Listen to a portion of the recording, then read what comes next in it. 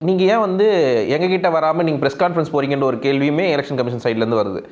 அதே மாதிரி வந்து ஏன் கோர்ட்டுக்கு போகலன்ற ஒரு கேள்வியும் வருது. எதுக்கு இந்த பிரஸ் கான்ஃபரன்ஸ் சொல்லிட்டு. இந்த மாதிரியான எதிர்வினைகள் எப்படி பார்க்குறீங்க? சார் நம்பர் 1 என்னன்னா, இந்த டேட்டாவை கொடுத்தது எலெக்ஷன் கமிஷன் தான். நாங்க ஒரு டேட்டாவை வெளியில இருந்து வாங்கல.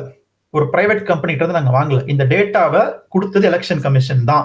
அந்த டேட்டாவையும் போலான வாக்குகளையும் கம்பேர் பண்ணி தான் நாங்க இந்த உண்மையை வெளியில கொண்டு வந்திருக்கோம். நம்பர் 1. 2வது, நீதிமன்றத்துக்கு ஏன் போகலன்னா நிச்சயமா போக தான் போறோம். அதற்கு முன்னாடி மக்கள் மன்றத்துல என்ன நடந்துச்சுன்றதை நாங்க நிரூபிச்சிருக்கோம். நீதிமன்றத்துக்கு போகாம நாங்க மக்கள் மன்றத்துக்கு வரணும் நாங்க சொல்லவே இல்லை நாங்க. அப்போ அந்த அடிப்படையில 2 விஷயம் நீங்க கேட்டதுக்கு பதில் வந்துருச்சு. 3வது, இது வந்து உண்மையிலேயே ஒரு போலியானதா அப்படின்றதுக்கான ப்ரூஃப் கையில இருக்குது. எவிடன்ஸோட நாங்க பேசிட்டு இருக்கோம். நாங்க ஏதோ கற்பனையிலயோ போற போக்குலயோ நாங்க அடிச்சு விடல.